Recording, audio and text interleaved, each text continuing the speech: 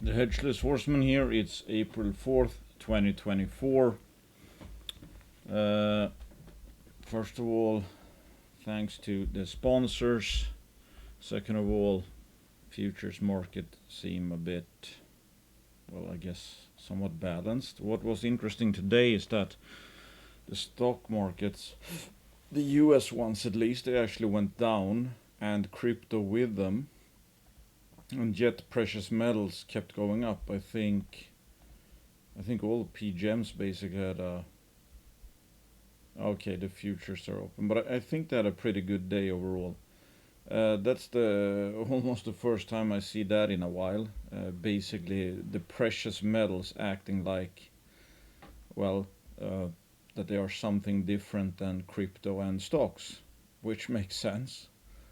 Um, not that I wish the stock markets to crash or crypto to crash necessarily, since I mean we don't directly make any more money because other people lose money. But I gotta say, uh, on some level, I wouldn't mind crypto crashing and returning some, restoring some balance to the financial universe, because it is a very weird thing. Anyway, as I got an email, someone asked me about, asked me kinda to give my thoughts on the Gamblore portfolio, and I think this is an interesting thing to discuss. I mean, this wasn't necessarily the, let's say, the optimal high risk high reward portfolio I could ever pick out, if you know what I mean. I came up with, I think it was what, 20 names, yeah, 20 names. And I mean, if I had to really think about it, it's like, okay, these are the only ones that I would personally buy and make a true gambler portfolio with 5% each. I mean, I don't believe in having equal weightings, because I mean some cases are better than others. Then it would probably look a bit different, but still, I mean, the point was that I think all of these had or have legit shots of finding something, even though that's again a high risk high reward proposition. Because I mean, let's face it, making a significant discovery, I mean, any stock can go up or down, especially in this sector, and we see that all the time. Every single, just from sentiment alone, stocks can go up 500% or down 90%. Without the cases changing that much, it's just the sentiment waves, and that's the obviously the easy money kind of thing, where it's like, hey, you can make a lot of money in stocks that I mean, you can theoretically make a lot of money and lose a lot of money, of course, in stocks like trading sardines, that you don't think actually have a shot of becoming mines, or getting built or getting monetized via acquisition, whatever. But let's go through some of them, or give some quick updates. I mean, the return right now is -6%, and that was from May 24th. So we're closing up in on a year. I'm not 100% sure. I haven't looked, compared it to, the Bear Creeks or the other trading sardines, but I think it has done fairly well. I mean, yes, juniors are up from the multi-year lows recently. I mean, some are up 50 to 100 to 150%, but still, I don't think many are actually higher than they were a year ago, because it's been such a long, slippery slope. And one second.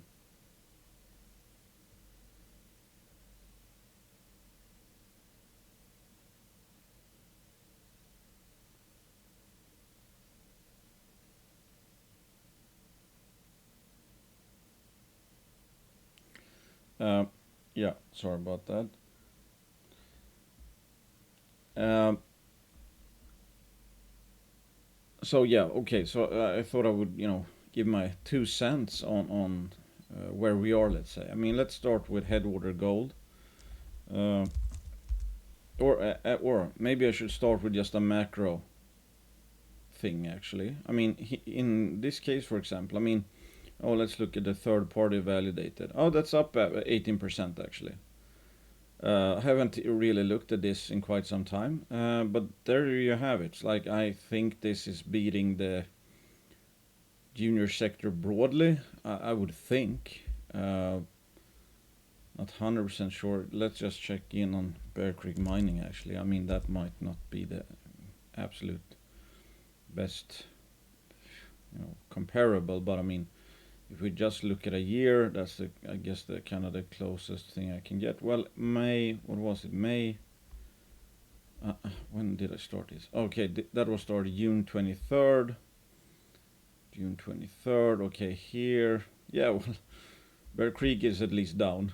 I haven't checked all the others, but 18% over a year from a compounding perspective, that's great. I mean, that's twice what the average market does, and I think a lot of these are still, cheap and have room to grow, etc., etc.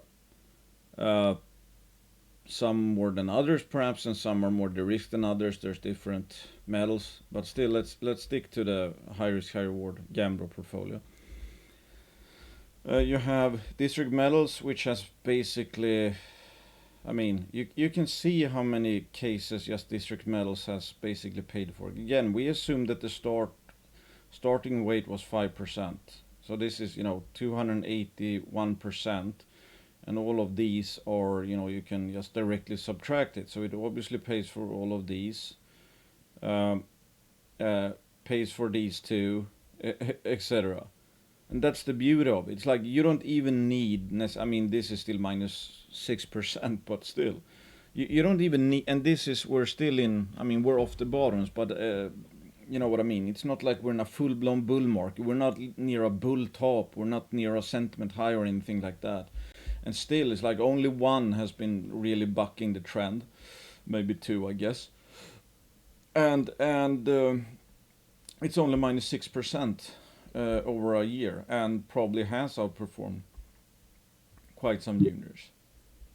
So my point, and of course, I mean, District Metal, we don't know obviously what's going to happen. I mean, for a while there, Condor, for example, was pulling the main weight. I think it was up 150, 160%. They drilled and didn't have the high sulfidation epithermal discovery.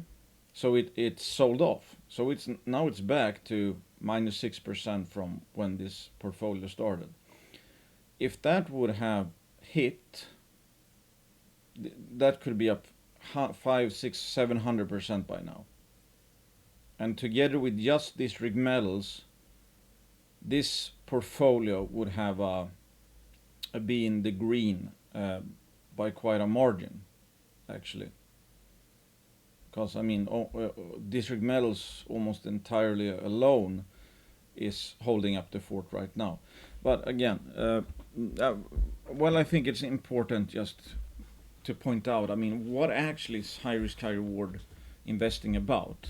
I mean, because you know how it is. I mean, most people, they get super upset as soon as a stock is down, or that if a high risk, high reward real play misses, like the market owes them that, anytime you think you have a 10 bagger potential on your hand, it's like, at least 50% chance. I mean, if every single stock with 10 bagger potential had a 50-50 chance of actually working out and becoming a 10 bagger, everybody would be super rich in this sector. The odds are typically more stacked than anyone or most people actually think it is. But most of these cases are also, it's like the jury's still out there. And we've just gone out from a 3 to 4 year bear market. So, anyway, let's look at it. It's like Headwater Gold. It's down a bit from from that starting date. What's happening in Headwater? It's like, where is it? Is it dead? Is it down? Is it dead? Is it a sell because it's down? It's like Headwater has, 12 projects in the US, very high insider ownership, partner with Newmont, in my opinion, a very good management team, and of course they have a lot of skin in the game, so they're eating their own cooking. I think Spring Peak has a good shot of actually becoming a discovery. How significant, I do not know. But I actually think that Spring Peak, or I think Headwater is probably cheap just based on Spring Peak alone. Even if they, Newmont earns in full 25% or whatever.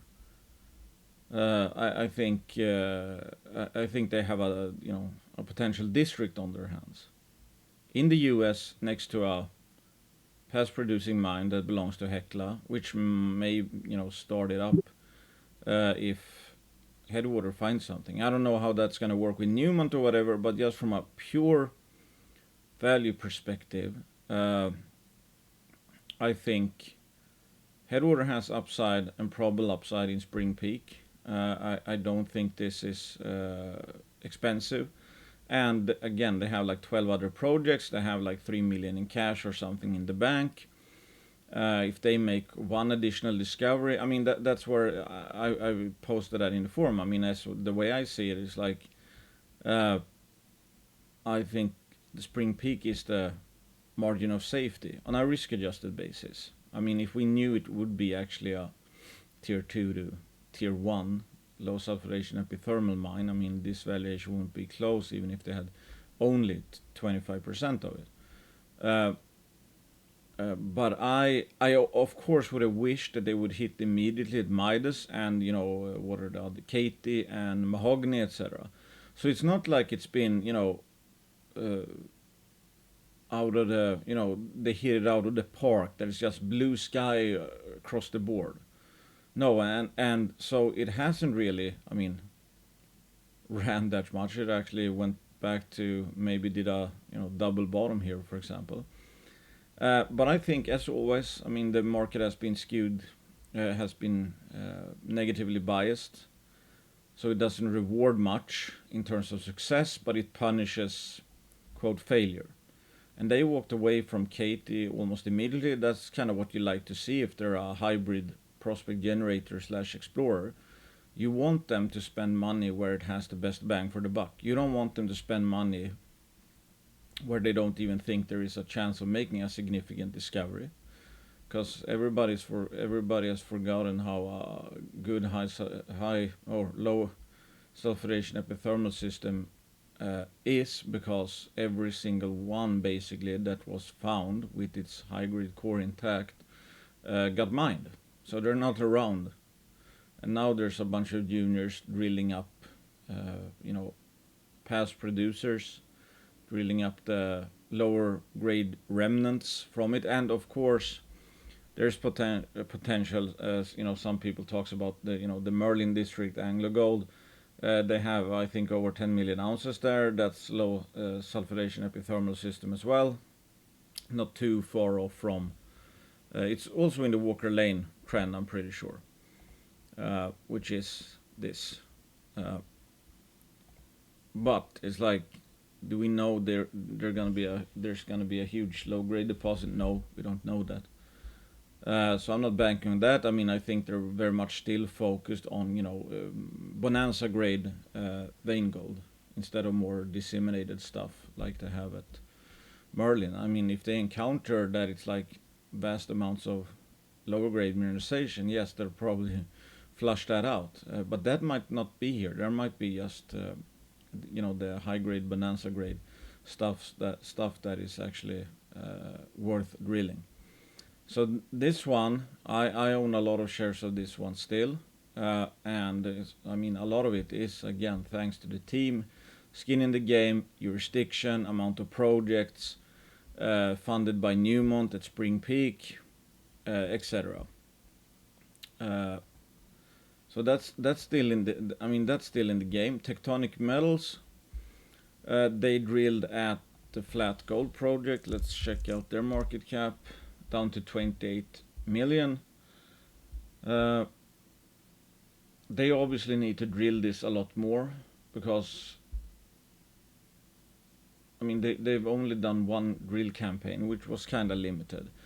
There appears to be one or more very large gold-bearing systems there, mineralized systems. Is the threshold for success high? Yeah, I think it's, relatively high given that it's remote, but it's in the US. And if you find a humongous lower grade deposit with good metallurgy in a bull market, yeah, I think that can go places. I think that can go places. I'm just imagine here. It's like fast forward 2 years, and they've shown that the footprint is indeed huge. Along the lines of the soil anomaly, and they have,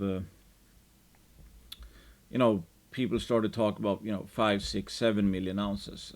Do I think that can go up a lot? Yes, I think. What's happening now? Well, I think like we see in a lot of juniors, I think they will need to raise money, and that's why I think the market is unwilling to make this go higher. That's the same divergence you saw in the case of I-80. The market knew they would need to raise money. Obviously, everybody wants to get in at the lowest possible price, at least the more amount of money you're willing to put in, and especially if you get warrants, etc. So this sector is typically, I mean, that's why I've said all the time pretty much that this market is relative and it's short-term focused. Because some make it sound like, dilution is always bad. I mean, dilution is necessary. And then it's like, they dilute more, whatever. In my opinion, who cares if it's 5% more dilution than ideal, let's say. I mean, either they make a discovery and we go into a gold bull, or they don't. It doesn't matter that much, because if they end up showing that they have a multi-million ounce deposit up at flat, we go into a gold bull, I don't think this market cap's gonna get even close, even if they dilute it by 100% to 56 million. I don't think that's gonna be close. That could be trading at 500 million. So I think that's more details again, but that's what the market typically focuses on: details and the short-term details. So my expectations are that, I mean, I would think they need to raise money to drill again, and I think the share price might be stuck down here, regardless of what gold does. Even if this probably should be marching a lot higher already, like many juniors. There's not enough buying power, and the ones who have money, let's say, they want to get into the private placement. They don't want to run the stock up. They want to get in as cheap as possible. So they're not going to be buying this up, even though gold is heading higher. They might be selling it even to keep it here, so they get the best possible financing situation. But you see a lot of these stocks then, after the financing is done, after it's closed, all of a sudden, boom, nobody has a reason anymore, especially the ones that got into the financing, to see the share price kept low. Then they probably will start to move. But a lot of people don't know that's how, let's say, this sector works, so they get discouraged and they sell the lows because gold is moving up, nothing is happening, and then a financing comes out, and then some people are kind of surprised, and they talk about dilution and whatever, so they get even more negative, and that makes them sell even more, and then it bottoms pretty much as the financing closes. That's what I've seen a bunch of times. I do think it's a pretty good strategy to, if you see some of these juniors that you think are really cheap, but they don't move up, like I-80, there might be a financing coming, and that might actually mark the bottom. And then they will probably, play catch up, because then people are gonna, then there's gonna be maybe enough buying power that people look at other place and compare the valuations and say that, hey, this has been stuck here, this is cheap, and now there's no artificial selling pressure from people who wants to get into the finance, and then they start to move. But I mean, is this story over? I mean, heck no. They put out some pretty good drill results from the 2023 campaign. Do I know how 2024 is gonna look? No. I assume they're gonna raise money. I assume they're gonna get money. I assume they're gonna be drilling. And if they, hit it out to the park this year, maybe Tectonic is gonna be one of the best performers in the gold space. Especially in a favorable gold market where the lower grade projects which might have a higher threshold for development, uh, people start to see them as like, hey, this is actually a great mine at I mean at today's price. Of course anything is a great mine, but if we keep around these levels in gold or go higher. Inflection Resources, still one of my favorite early stage exploration plays, and I've talked about this a lot, so I'm not talking my book in that sense that um, I'm not too keen on pre-discovery plays right now. I think gold ounces in the ground, proven success, sunk costs, they're selling for such a discount that in my book, why do you even need to take the exploration risk when you can buy other people's, people who've taken exploration risks actually were lucky enough to find something and it's selling for a lot of the time less than what it costs to drill up. That's like finding scraped winning lottery tickets or scratched winning lottery tickets that you can buy for less than the price. That's not even gambling. That's just stealing, if you know what I mean. But in the case of Inflection, and of course I'm talking my book in the sense that I own a lot of shares of Inflection, because this is, I mean, like I said here, it's like six new targets at Duck Creek alone, and Duck Creek is one of 20 target areas. I think they will hit something someday, and I think it's going to be very hard to get a position after the market starts carrying. And at 17 million CAD, when we think about copper is up, gold is up a lot. They're after copper, gold, porphyries, Cadia, North Parks types, etc. Uh, those can be worth billions. I mean, Cadia is 10 billions, but I mean, it's not like I'm banking on them finding another Cadia complex. But still, I mean, the price is just absolutely humongous. And if they would drill a discovery hole, I think this is gonna take off in a hurry. And there's quite low liquidity. They have a lot of strong shareholders. Management owns a lot of shares. So it's fairly tightly held. And I've just been sitting on my stocks. Am I frustrated, let's say, that, I mean, this is my largest pre-discovery position, I'm pretty sure.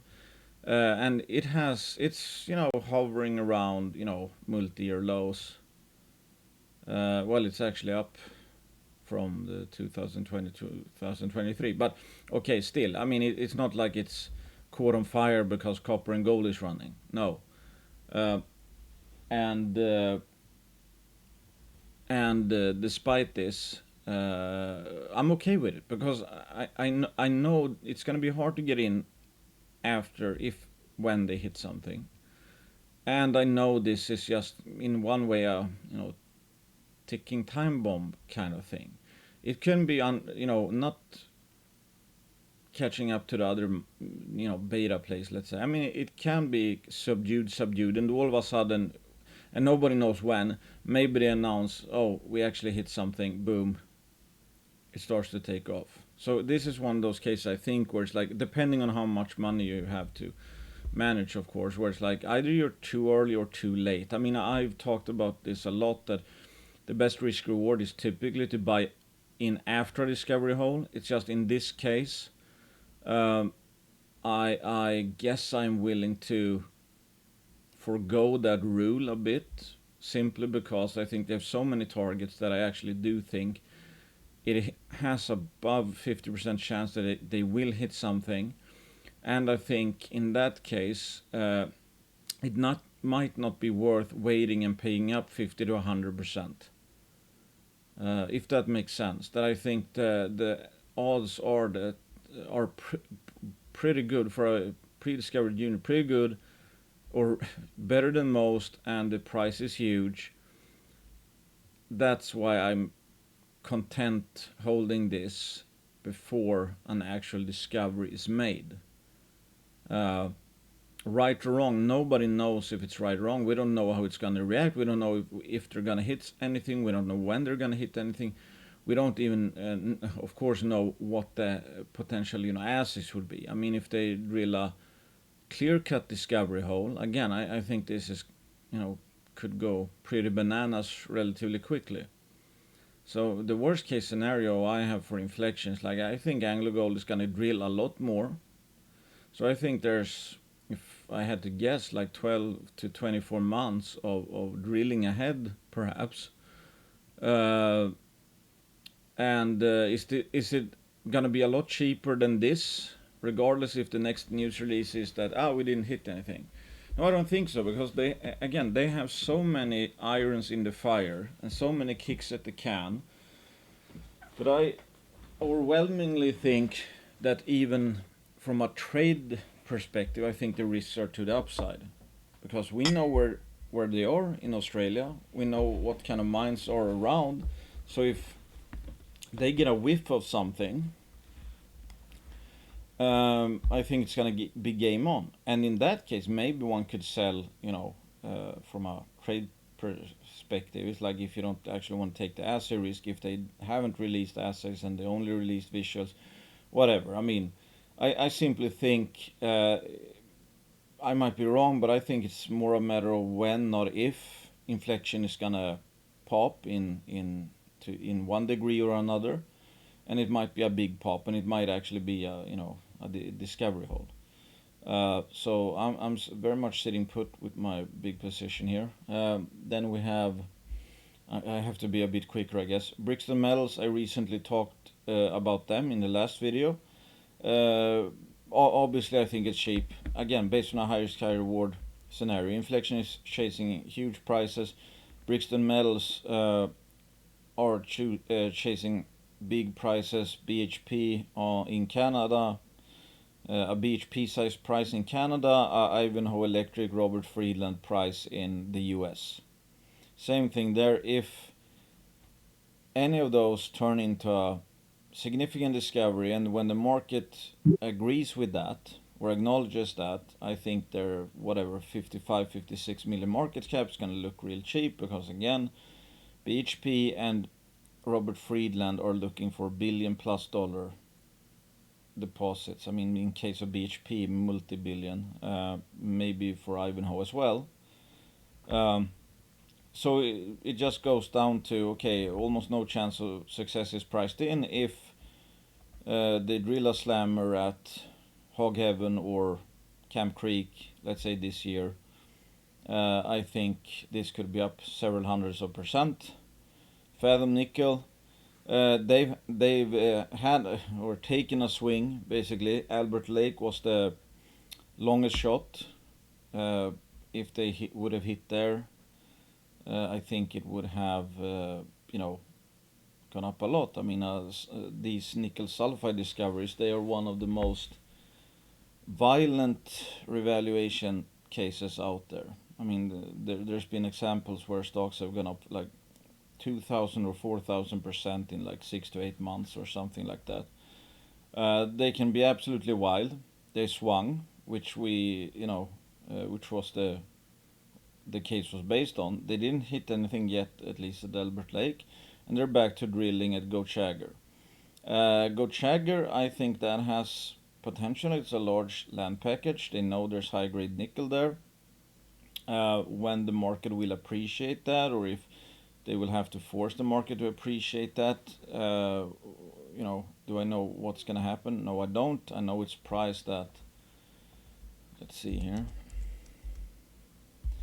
10 million CAD. So it's, I mean, again, like many of these other ones, so it's priced like there's no chance in hell they're gonna prove up something mineable. what are the odds that they actually will? At Go Chagger, for example, or Albert Lake, I don't know. The market is pricing in that it's probably less than 5% chance. I might think that's over pessimistic, and I think that's the case for most of these juniors here. So, I mean, my point kind of with this portfolio, and at a time like this, perhaps, that early stage or pre-discovery plays, they can still mathematically be very cheap. But now is not the time, I think. I mean, I would much rather have five, if I only had a small amount of money, let's say $5,000, I bought five stocks, I would buy five beta stocks, or preferably hybrid stocks, beta and alpha probably. I would not necessarily do five high risk, high reward stories, despite the fact that mathematically they are cheap. Maybe they're cheaper than some of the beta plays actually, but you know what I mean. It's like you want to make sure to get the uplift. But I have exposure to a lot of high risk, high reward plays, pre discovery, early stage exploration plays. It's just that those are not the main ones I've been adding to recently. But I think they're too cheap to sell, so I want to have that kind of diversified spread betting approach where it's like, you know, one stock basically can keep the entire boat afloat. And if District Metals would really, if Sweden, for example, I'm gonna get to that, would actually lift the moratorium in uranium, and uranium does well, I mean, I think it could go a lot higher than this. So in that case, that would put, if all the other ones are still at the same amount of red they are now, that would tip the portfolio into green just from District Metals from here, and that goes for any of these stories. Goliath Resources, it's not it's obviously not a pre-discovery play. It's an advanced exploration play, I would say. They don't technically have a resource, so it's not technically a beta play. But I'm quite optimistic, to say the least, that they will prove up a deposit. They plan to put out a resource. I don't remember when exactly, but it's like I basically look at Goliath as a probable multi-million ounce system, and I think the upside is very high. So I kind of see it as a hybrid actually, because they've had good hit rates, massive targets, massive land package in Canada. Even though they don't have a resource yet, I mean, they're gonna have a resource one day. So they have, in my opinion, I mean, pretty high or very high likelihood of having a multi-million ounce deposit, multi-million ounce bird in the hand. And I think there are a lot of birds in the bush, so I really like Goliath still. Condor, obviously, again took a big hit. I've sold off some shares between whatever the crash low was and up to 20 cents. Am I giving up on Condor? No. I mean, they have that Cobra Orco target with Tech, for example. They have a really, really good exploration portfolio, and they're around 20 million market cap, I think. Is that expensive? I don't think so. They have quite a few kicks in the can. There's even, rumors about them thinking that, hey, Pucamayo actually has potential left, and there might be the high sulfidation blanket, a mineralized one, might be in another place, because that's a huge target in the sense that the alteration footprint is huge. So from a total alteration or project scale, their 6 drill holes, I mean, that tested a small portion, the most obvious portion, but still a small portion.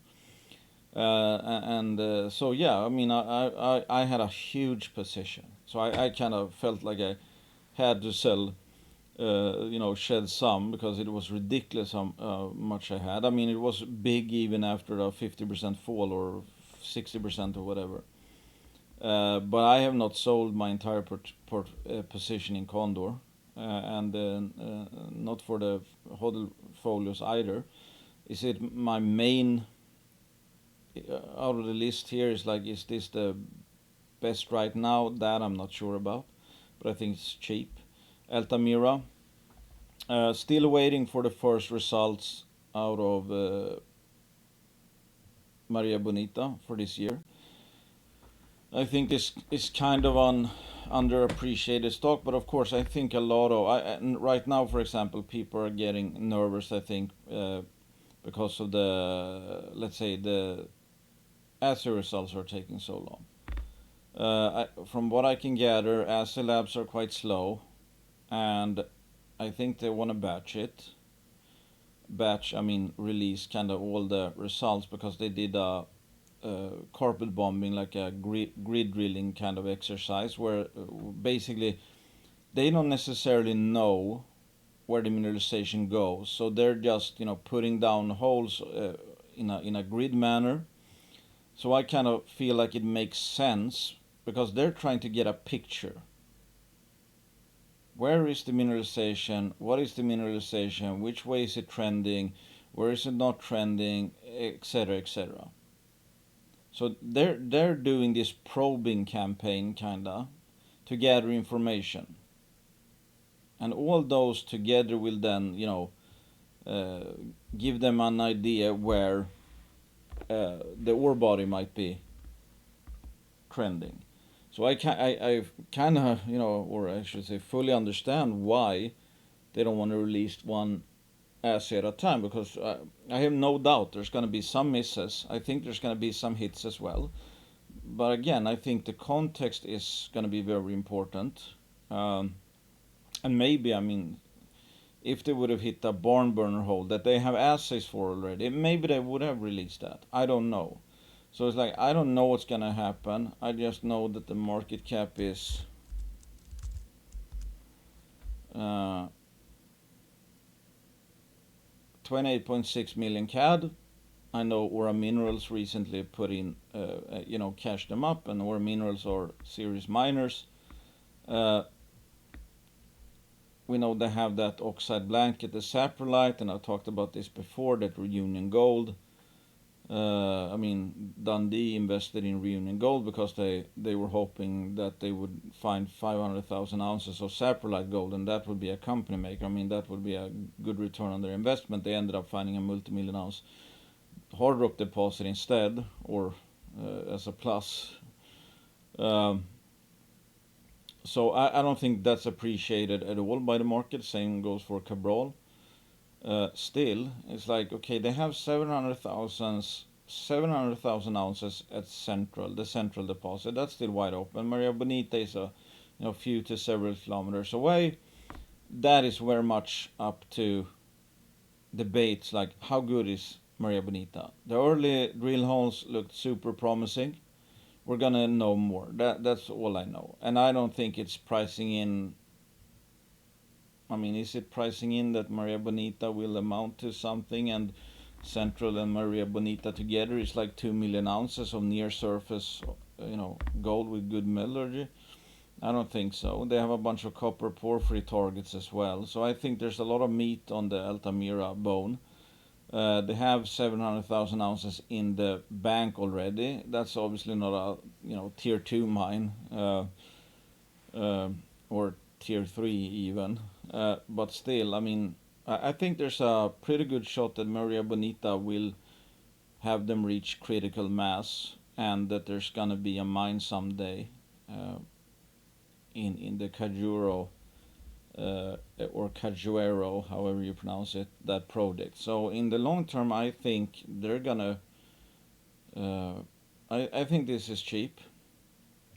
Simple as that. Even though, yes, in the short term, it might get very swingy with the Maria Bonita news.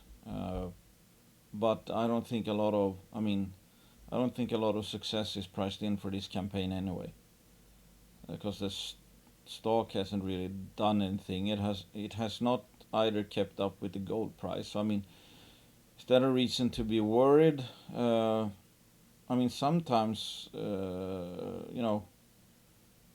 sometimes the market has a feeling and it ends up being right or whatever, but sometimes not. And I just look what I'm paying for it. It's like, it's not priced in that the Maria Bonita campaign is going to be a good one. So I'm just holding my nose. I have a pretty big position in Altamira, but I'm not too worried. I just think it's gonna be quite hard for the story to be killed by the first 16 drill holes of phase 2 or whatever in Maria Bonita. That's it, pretty simple. Again, when the market is this cheap, it's hard to spot sells. Let's see. Western Alaska, off 60%.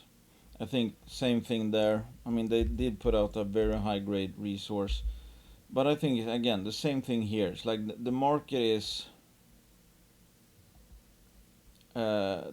front running that there's going to be a financing. That's what I think is happening. Because they need money to keep on drilling.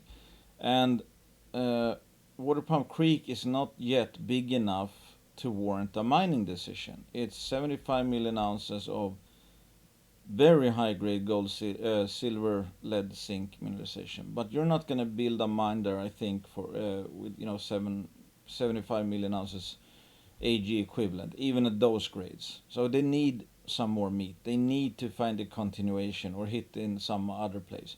Do I think they're gonna do that? Yeah, I think. I mean, give them money, they go out drilling. I think they're gonna discover something that's gonna be a mine. So from a long-term perspective, given where they're starting off at right now with 75 million ounces of almost 1,000 gram per ton AG equivalent, yeah, I think it's cheap over the long term. In the short term, I think, again, the market is front running some kind of deal. But hey, I mean, like some of these other juniors, sometimes a deal, not only can it be a bottom, put in a bottom, if depending on who is involved in a financing. We saw that with Montage Gold. It just exploded kinda when they did a big raise, pretty big dilution, but the Lundins were in it. It's a tightly held stock, and I think the financing was done at 70 cents. It ran to $1.3. So there's also stuff like that can happen. So in the short term, the market can fool a lot of people because there's more, it's more down to capital markets shenanigans, if you know what I mean. That nobody wants to step in front of a private placement, and if you want to be in a private placement, nobody wants to run it up, etc., etc. And then it can mark the bottom, and or it can actually create a catalyst in the sense that, oh, okay, so and so invested. All of a sudden, it's game on. Dynasty Gold, I haven't actually kept myself up to date on this enough. They've had some kind of, I'm not going to say slander problems, or maybe it's like Dynasty refutes Canadian ombudsperson for responsible enterprise. I think they had somebody created a ruckus about some venture they had in China, or I don't know the details. I just know that it's probably didn't help the company, if you know what I mean. But they have some absolute stellar results. I mean, this, for example, but I remember it was like a total barn burner. Well, I mean, these are all great, obviously. 57 meters of 3.28, 1.5 37. This one, 73.5 meters of 8.42 grams per ton gold. So it's a quirky story in the sense that they've had some of the best drill results. It's at 10 million CAD, and I'm not 100% sure what's going on. But I know McEwen invested not long ago. I invested alongside McEwen. This might be real cheap. Again, it's like due diligence really pays in a market, especially with some of these, or can pay with some of these, let's say, unloved stories. They've taken some hits. Maybe, just maybe, it's like, no, this is a legit discovery, and this is going to prove to be a, wow, what a bargain. I should look into Dynasty Gold more, actually. Gold 79.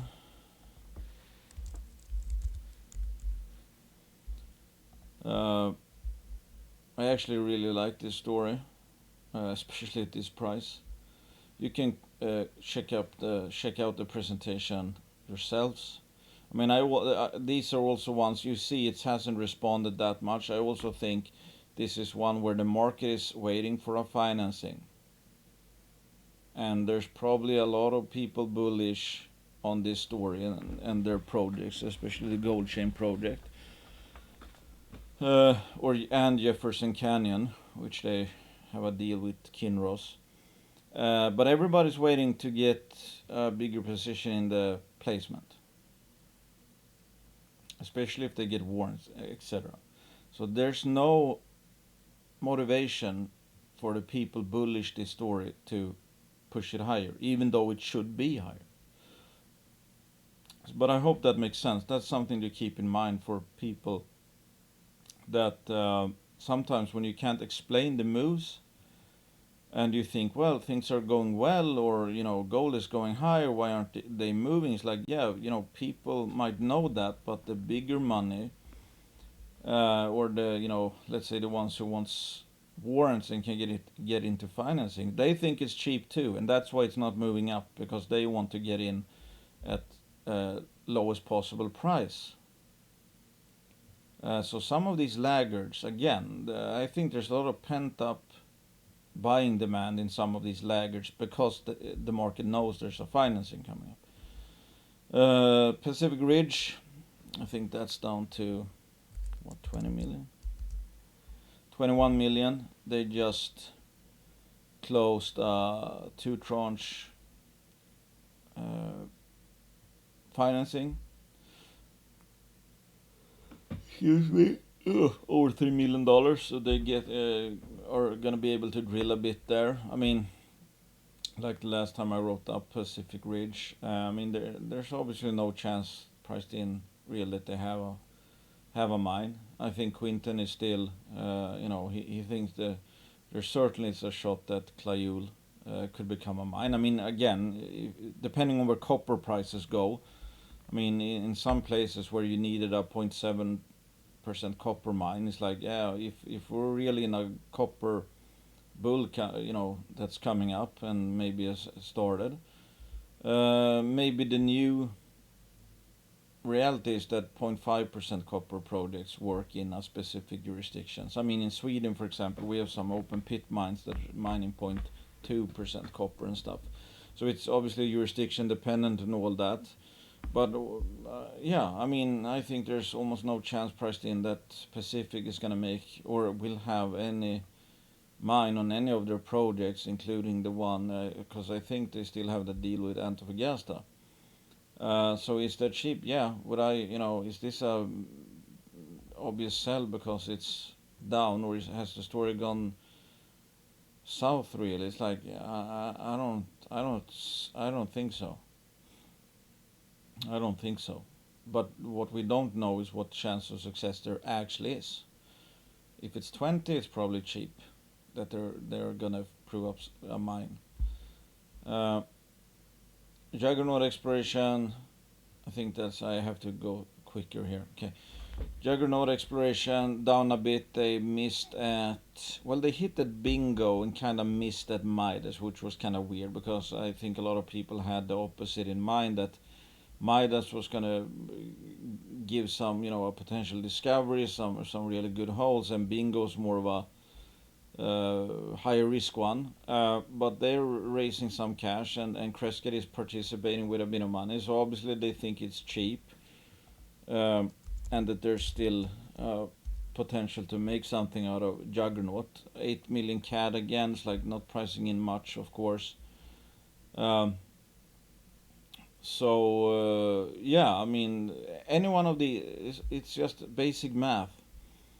If an 8 million market cap company ends up making a real discovery, obviously it's, we don't know if, when, or how long it's going to take if to do it, but obviously 8 million market cap company has a lot of room to run.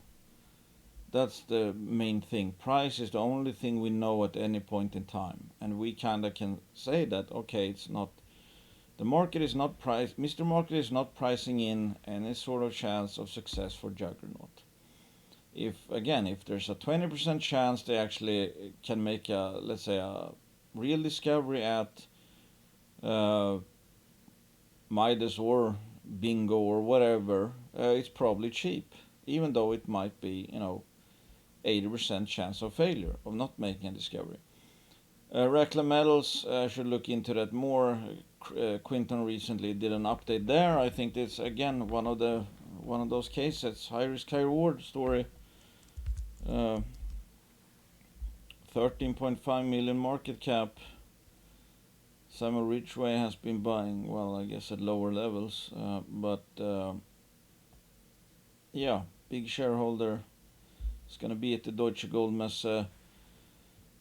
13.5 million. They're quite close to, relatively close to both, I think, Fireweed Metals and Snowline. And if either of those gets developed, it's going to be easier for any junior up there, obviously.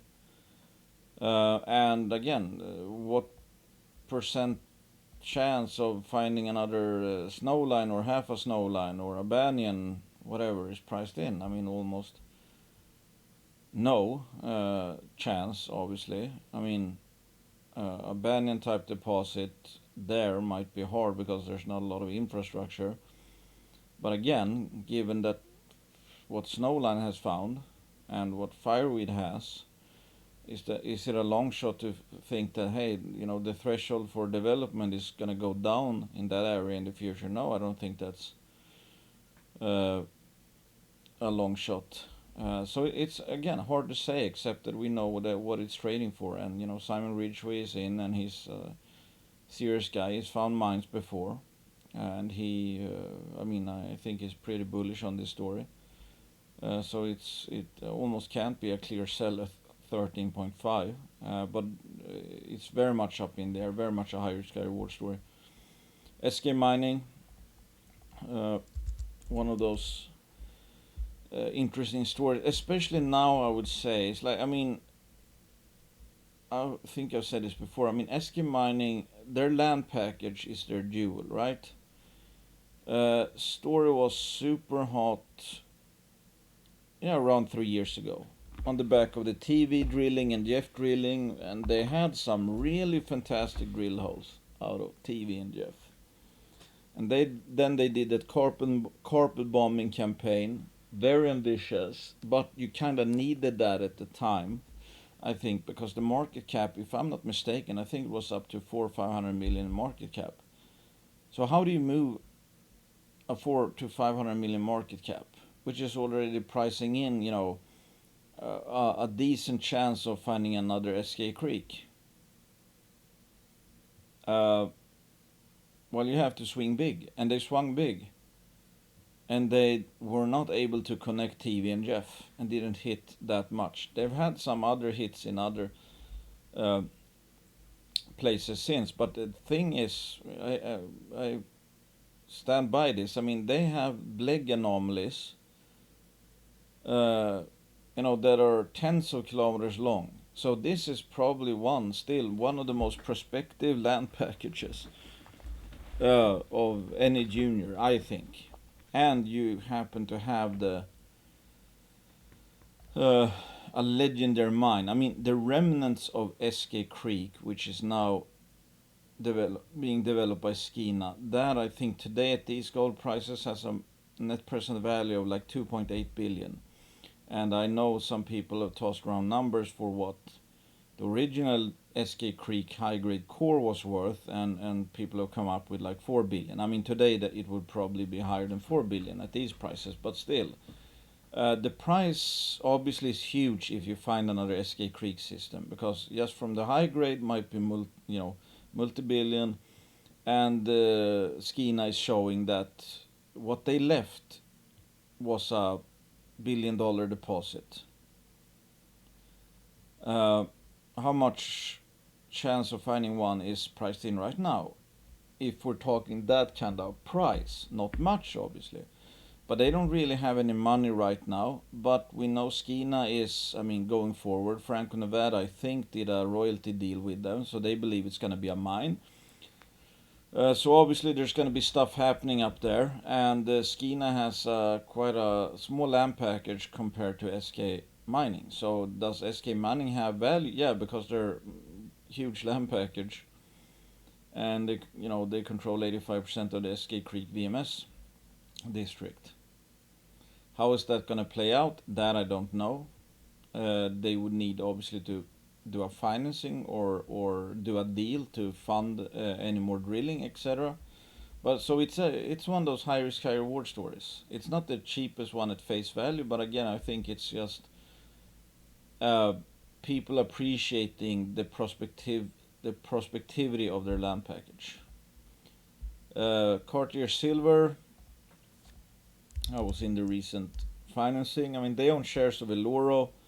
I think Bolivia has a future. I believe Bolivia is very underexplored. They are close to Iska. They're flagship projects. Uh, if they find a mini Iska or whatever, and the silver juniors take off for real, I mean, obviously, I think there's a lot of upside in that case. Um, so yeah, I mean, again, comes down to price. It's very thankful because it's not pricing in that much. That's the thing. I mean, yeah, I can't really find any sells here because there's no one that's like is a clear cut again as a value investor or value speculator, risk reward enthusiast. What story here is obviously overvalued, meaning a sell? I can't find one, even though most of them will not end up making significant discoveries, but that's a totally different topic. Ophir Gold, I haven't kept up with Ophir at all actually. That did really well when the lithium market was still hot. Now it's back to 10 cents basically. And they haven't done much in terms of news releases. So I guess, I mean, I assume they need money, and it's like, is there a lot of money to, to go out and find for lithium projects? Maybe not. So, I mean, first time I invested in Ophir was for their Breccia gold project. I think it's in Idaho. Gold, silver, pretty good grades, robust project. Nobody gave two shits about gold projects. They had, I think the VP Exploration from Patriot Battery Metals picked up a lithium stock, and that set the stock on fire, kinda understandably, and lithium was trading at very, very high prices at the time. So now I'm more unsure what is actually happening. So this might be actually the more speculative one in a sense that I don't know the game plan, and I don't know much about lithium either. District Metals, the pride of Sweden. We're still waiting for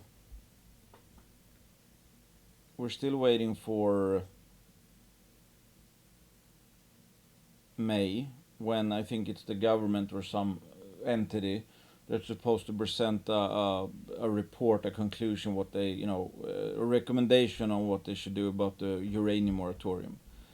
I mean, I see a lot of nice headlines out of Ebba Busch, for example, and this is from Marketing Communications Manager at ABB, which is a big company. Ebba Busch invited the Swedish mining cluster to share thoughts, insights, and ideas. From ABB, we were represented by blah blah blah. It is impressive to see a whole industry join forces to develop it for the future. I mean, what I think people are, what's going to be kind of interesting, not only are people sleeping on juniors overall and miners overall, less so the majors, because I think the copper majors have done well, gold majors are starting to do okay. But I think there's some things that the market might kind of be missing. I mean, the EU is pushing for 10% domestic production of certain metals and minerals. You see headlines like this. Sweden appears to be getting increasingly pro mining. I mean, that's the thing with Sweden. It's been the red tape. We have some of the lowest mining costs. We have some of the most efficient mines in the entire world. We have a very we have high prospectivity in the north and the Bergslagen region. We have tier 1 mines, but it's been the red tape that has sucked, so people didn't really want to do stuff because everything took such a long time. That appears to be changing. I don't know how quick that's going to change, but I think Sweden is a sleeper. I also think the US for some companies, especially critical minerals, or North America is a sleeper because the US are getting quite aggressive with their aim for EVs, meaning that's like, oh, in 2026, 80% of the inputs have to come from North America, somewhere along those lines. And so yeah, I think there's sleepers within sleepers. That's like if you can buy stuff that's undervalued and is even more undervalued because people don't appreciate some of the potential macro tailwinds or jurisdictional tailwinds. I mean, if something is, let's say, you have a basket of juniors, they're trading at 70% discount, but then there's some juniors that are even cheaper, trading for 80 or 85% discount because people don't appreciate whatever jurisdiction or macro environment, or nickel, where it's like, oh, Indonesia, and missing some of these potential pretty major tailwinds. I think that's just, cheapness inception potentially. Not that it's a guarantee, but it's like it's the same with Mexican open pit, that maybe Mexican juniors have been even, or companies overall have been even more punished because the headlines out of, I don't know who said it, but we're gonna ban open pit mining. So let's say they get punished, and they were already cheap, but they get even cheaper at face value because people fear the open pit ban. Let's say the open pit ban doesn't happen and everybody forgets about it. If you picked up some juniors that had that discount, obviously you would be probably picking up the cheapest juniors out there. So in District Metals case, 50 million CAD, I mean, I think their base metal portfolio is great. I mean, relatively speaking, it might not warrant a 51 million market cap. Not that it's not worth that or worth more than that, but since it's all relative, I mean, a stock can be cheap, but if you compare it to some other juniors, it's expensive relative to them, even though every one of them is actually cheap. So they're all buys, it's just that, okay, it's not as big of a buy. But in this case, it's obviously been the uranium angle that's basically taken District Metals with storm. And again, if before the year's over they lift the uranium moratorium, I don't know what's going to happen with District Metals, but I think the company that owned the Viken deposit reached a market cap of, don't quote me on this, I don't remember exactly, I think people have talked about it, but I think at least 200 million. So again, even though District Metals has been kind of keeping the whole fort together, it has more juice in the tank from their base metal projects and their uranium projects. I would wish that they would spin some spin out and divide the company. Personally. Because I think that's going to unlock even more value, especially if the moratorium gets lifted. Of course, there's a possibility that the moratorium does not get lifted, or the May report suggests that we shouldn't have uranium mining in Sweden, regardless of what, where the winds are blowing. In that case, yeah, it's probably going to take a big hit. So just like Condor, it's like, yeah, that was up for a while, but then something else happened, etc., etc. So that, I mean, Condor was up on expectations and the idea of a discovery, and went down on the actual assays. District Metals has gone up on the speculation of them lifting the moratorium, but it hasn't actually happened. So a lot of things can change still for all of these. The ones that are up might be the ones that are down, and the ones that are down might be the best performers. It takes time. A lot of things can happen. CDN Maverick, that was one of my few lithium plays. It's down the most. let's see here, 2.5 million. And the not funny thing was like, I actually put quite a bit of money into CDN, but I haven't talked about it that much because I wasn't comfortable uh, talking too much about. I mean, I didn't know much about lithium, so this was kind of me being relatively late to the lithium party. But I think it was cheap relative to a lot of other stuff because they had Sean Ryan. Picking out land packages for them, etc. And Sean Ryan is, I mean, he's a legit dude. So the way I saw it was like, hey, this is a cheap Canadian lithium land play, and then the lithium market imploded. But I wasn't happy to promote this too much, let's say, because then it would kind of, because I knew it was speculative. I was riding the lithium hype sort of thing, and I simply wasn't comfortable talking too much about this, even though this is actually right now one of my biggest paper losses over the last 2 years. But I try as best I can. I'm biased in everything I say, but I try to not do a active disservice to anyone, if you know what I mean. It's like when you see me ranting about First Nordic right now, I am very much super bullish on First Nordic. It's not me trying to dump shares. I mean, I'm at after today I'm at all-time high in share count. But still, I'm gonna be biased. It's just that I don't. Uh, I I genuinely enjoy helping people best I can, despite having biases, if you know what I mean. Anybody who says they're not biased, that's a load of crap. We're all biased. If I don't own a stock, I'm biased against it by definition. If I own a stock, I'm biased for it. If they're a sponsor, I'm also biased for it, etc., etc. But still, I mean, with my articles on my when I write cases for companies, especially banner sponsor companies, I mean, that's why I lead with like, yeah, I own shares of this company. They are, if they're a sponsor, I put it in the first paragraph because I think a case should speak for itself. If it doesn't make sense, I mean, sometimes you obviously see some newsletters, the less serious ones, send out emails with like, oh, this is a guaranteed 1,000%, and it's like there is no real case, or there's just, oh, just trust me, bro, it's gonna happen.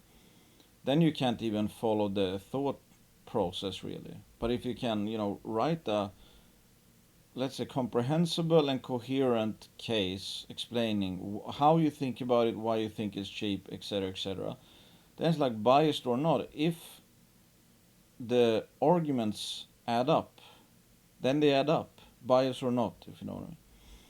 Alpha Exploration.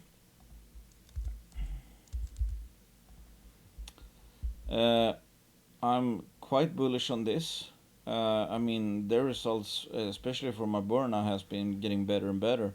I think there's a shot of a multi-million ounce gold deposit at Aberna, and they have a bunch of other targets as well. And this is, I mean, I hate kind of piling on, let's say, but it's like when I think about if I compare a Vale, for example, with Alpha, a Vale has gone down to 50 million in market cap.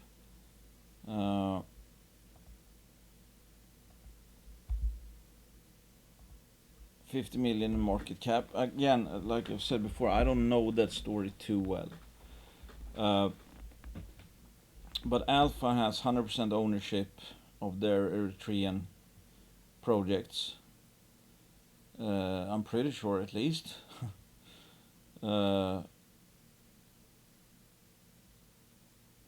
So, I mean, they don't have a joint venture party that in case of success they would get 75% and Alpha would get 25. So they have more of the potential cake, and especially, I mean, if Avale ends up finding a tier 2, tier 1 deposit, Newmont probably is gonna earn in 75% of that. So I mean, one has to think from the end in some cases. Same goes for Headwater and Inflection, obviously. That if the success you hope happens, then the bigger player is gonna earn the full 75%. So that's the way I see it when we're talking upside, because I mean that's most likely the situation. If the upside, the blue sky materializes, then the partner that's earning in is gonna for sure act on getting 75%.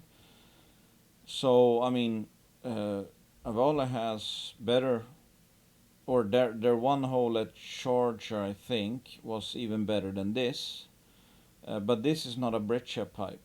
This is an orogenic gold system. So if I had to choose between them, I would probably stick with Alpha, simply because if this happens to turn into a major discovery, they are not forced to give away 75% of it. Then there's 1,000 other, like they're not the same jurisdictions, they're in Africa, yada yada yada. But just that's the kind of things I think. I like sometimes to compare companies to other companies, which is not unusual, and I think that's a good idea to get your appreciation of a case more synthesized. Like, okay, if I think this is cheap, and then you look at some other, similar stories, and they're trading for that, then you're like, okay, well, if the market thinks that's fair value, then this actually is, and I think this is cheaper than that. That makes me more comfortable thinking, this is cheap, for example, if that makes sense. Again, I'm not.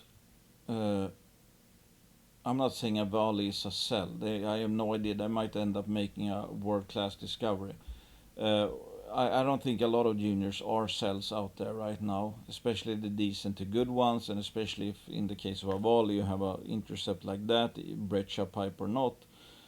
But I try to high grade my portfolio. Like I don't only want buys. I prefer to try to identify the ones that are more biased than others. Because I mean, it's not that I only want to make money. I obviously want to make the most money I can.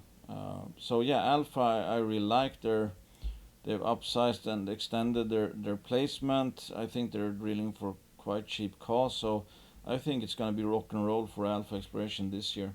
Anyway, a long video again. I'm tired right now, so forgive me if I ramble or stutter or whatever.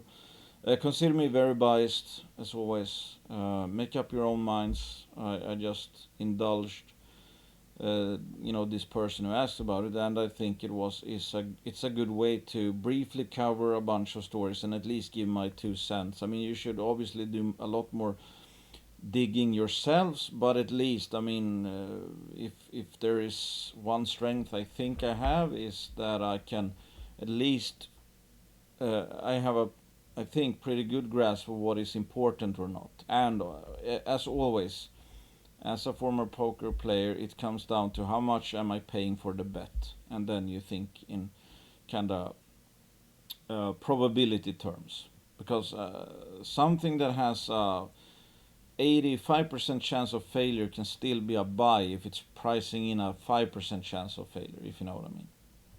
It just means that yes, there's a 85% chance that you're not gonna have a success and a multi-bag or a 10-bagger, but if you're pricing in, if you're the market prices it so it's pricing in a 5% chance, then it's still 200% undervalued on a pure math basis.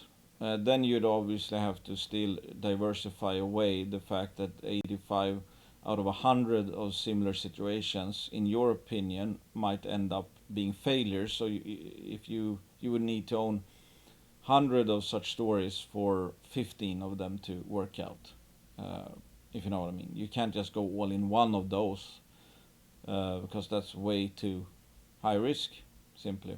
And yeah, so again, these are mostly high risk, high reward stories. Some are actually pre-discovery stories, and they are, in my opinion, I think pretty much every single one of these is either obviously cheap or probably cheap. Uh, but I would urge people still to not have a position, concentrated portfolio in pre or early stage discovery stories right now. Uh, but I think I own all of these still, some more than others, because again, from a math perspective, I think they're cheap. So if I have a 0.2% position in some of these, those cases cannot destroy my portfolio. But they can bump them up if blue sky happens, or success happens. If even a 1% position, if that gets cut by 50%, that 0.5% hit to my portfolio, which I don't care much about. But if a 1% position turns into a 10 bagger, that's like 10% of the overall portfolio. If it becomes a 20 bagger, that's 20%. That's a year worth of returns, etc. But that's going to play out over a few years, obviously. Uh, Still, I hope someone got something out of this. Again, consider me biased. Uh, assume I own shares of all companies mentioned. Assume some companies are brand sponsors as well. In that case, consider me twice biased. This is not investing advice. Do your own due diligence. Thank you. Bye.